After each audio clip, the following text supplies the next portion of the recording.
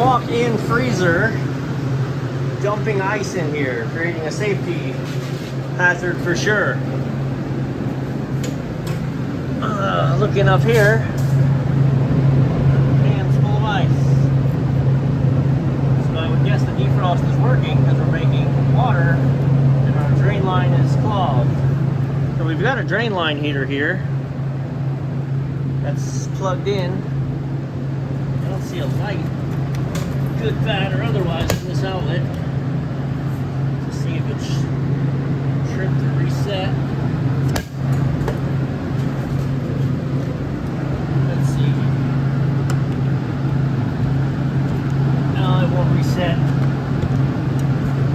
It looks like we've got a bad GFCI outlet. I may say the heck with the GFCI outlet. Well, it's 110, that's why they did this. Boom.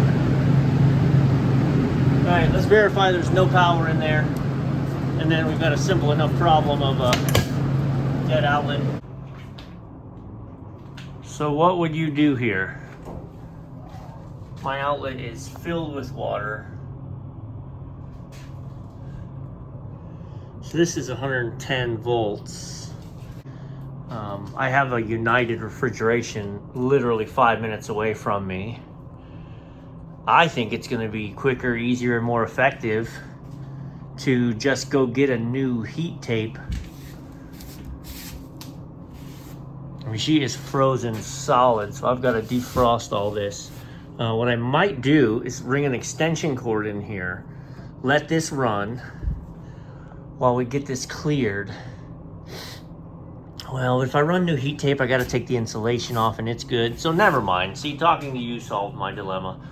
I'm going to run an extension cord in here and let this heat up and hopefully start to drain while I go get a new GFI outlet on here. Tighten up the water tight so that it doesn't fill with ice. Change the outlet. Yeah, and then I'll put it in a defrost to melt what's in the pan. Sorry, I realized I forgot to say. So I don't have 120 volts at this, but it also won't reset. So it won't trip or reset. It's just is what it is, and I have no voltage. So I ran an extension cord. I've got this plugged in, so now this is gonna start to heat up and hopefully clear.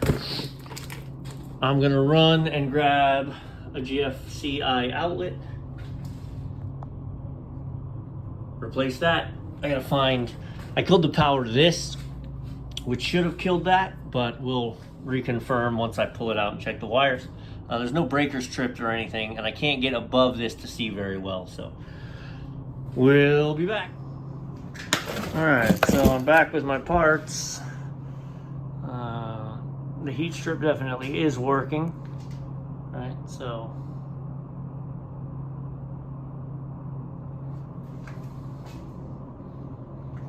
yeah, so there's no need to replace that. And as tempting as it is to just say, let me go get a 208 one and wire it into the controls, then I'd have to rewrap this, and it ain't broke, don't fix it. So this is kind of frozen and jacked up in here. So I grabbed the new box cover because the old cover wasn't really doing anything anyway. Like I could have done without it. But it's funny, it says wet locations when cover closed. Well, they plugged in the thing to it and then it just sat there open. So it really wasn't a waterproof cover anyway. So new seal, new cover. Let's pull this out, make sure we don't get zapped. And always the simple stuff that creates these big delays, right? So I cut the tape on either side and tested it, and I do have 120 volts at the outlet. So, I mean, the outlet's bad. We knew the outlet was bad, but I've also got power, so now I got to find how to kill it. But I can't get this bottom bolt out right now, this flathead, because of all the ice in there. So I got to get my little heat gun, melt the ice around the screw, back the screw out because it just wants to strip, and it's a flathead. So if my power was dead, I could actually just pulled in there, cut the wires, and dealt with it that way. But like I said, if I could get that screw out, I could change it hot, not even worry about killing the power, although that's not approved. Don't do it. So hang on. Now we're in the dark.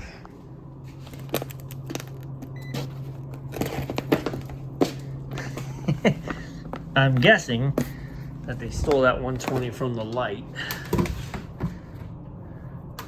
I don't know that I'm going to be able to do this with one hand. I can if I hold that, and then I hold this. Ta-da! Now we got no voltage. Alright, so it's tied into the light. So now I'm going to bring the shop light in. So what I did was grab my Dremel tool and two things. I cut a deeper groove in here so that it won't strip out. Also, it heated up. So now it's unscrewing. Alright, so, and you never know who the audience is, and I don't think most of the technicians need to see this, but I'm shocked at how often I see these covers not installed correctly, or people fighting trying to install them correctly. They come with various length screws so that you can use longer screws if you need them. This already has it. All you do is start the top and bottom so you can push the outlet in. And then with it like this, you slide the box on while you push it in. I don't know if I can set up my phone. All right, so holding this in with one hand, then you put these, right, they slide on the top, they slide on the bottom, and then the unit pushes to the right, and then it locks in. And now you tighten those down, and your depth will be correct. All right. I think it was 26 walk-in freezer. All right, let's turn that on. Oh. I say, why did my lights not come on? There we go. In the moment of truth, we're looking for a green light when we reset. There you go. And now they'll see a light.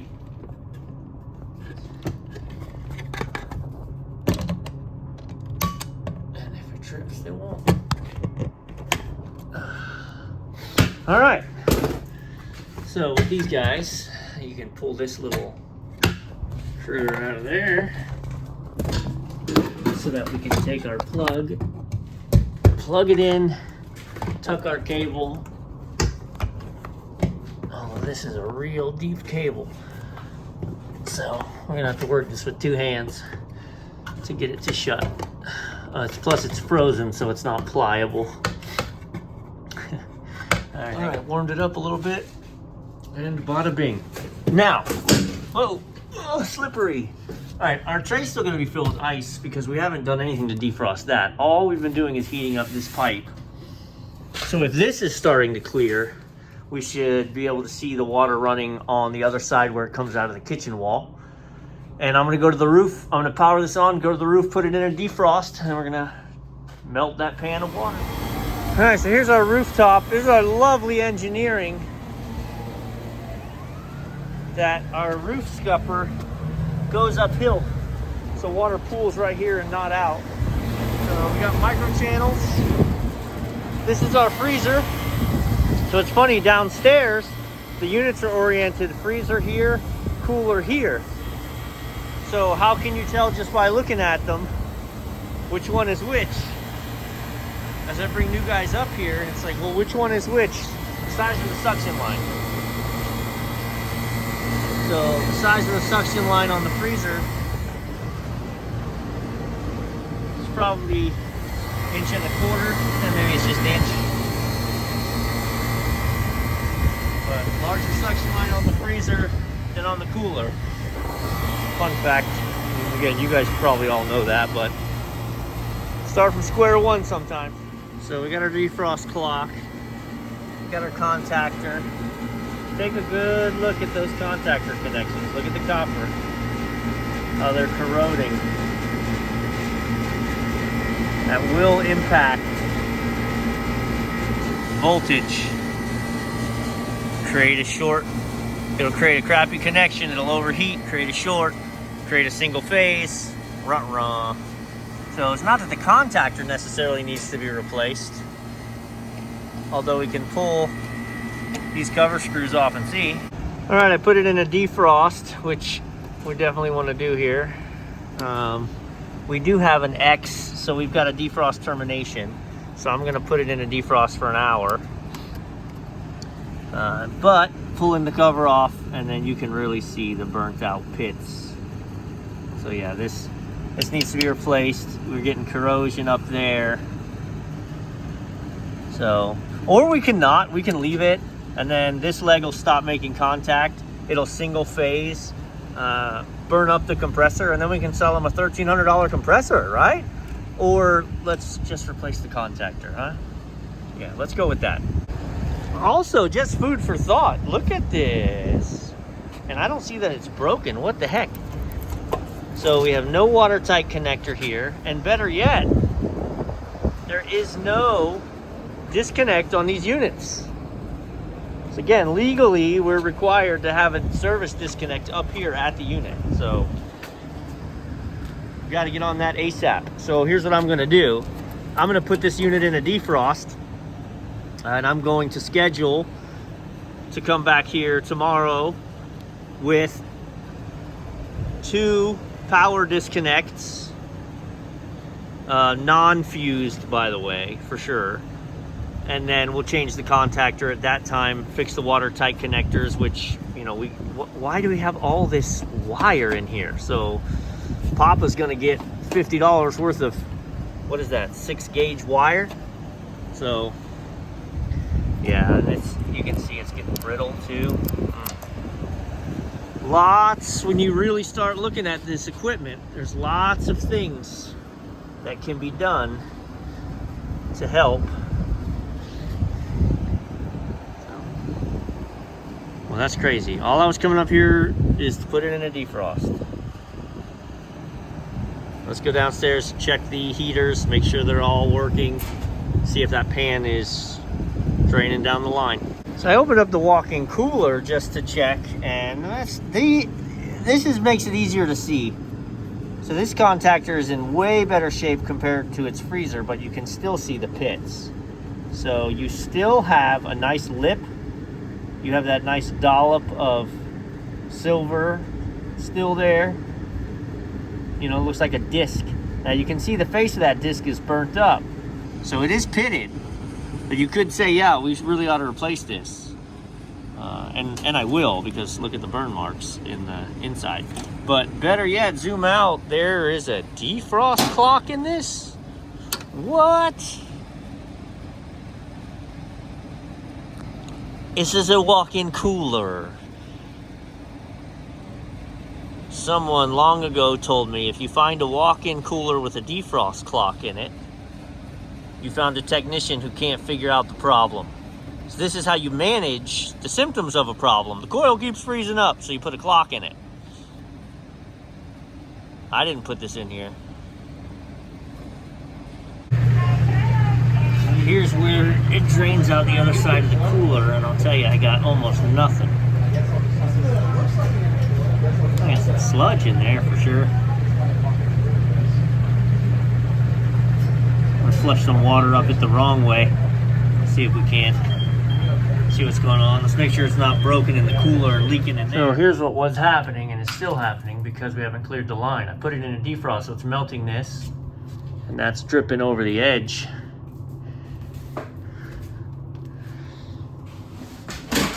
We're definitely heating this line, and so we should be. Wonder if, well, not I wonder what happened, I'm sure, is that it froze in the pipe. The heater ended there, but it froze a little past it, so we got a plug on the cooler side. Doesn't look like there's much of a slope on that to you. Not much. This is our freezer drain running through here. My pan is dry up in the cooler, obviously. So I'm gonna take warm water and I'm gonna dump it down that drain. Do 2 things. I'm trying to heat up the drain system and verify that the drain line is emptying on the other side. Affirmative, the drain will drain. So I'm gonna put this extension back on there. So I popped a hole just right here in the ice because we had a solid plate and the water was sitting on top of it, and then it ran right down the drain. So my drain's clear. This is here. I am gonna now run some hot water through the pan and just flush it away. And then we'll be done with the ice buildup. All right, so I just pulled that down. So now you can see we are draining consistently. So this was a double zip tie setup, one here and then one here holding it. So, and then this runs along the wall because there's no floor drain here where they put this. So we'll get this set up and this one's wrapped.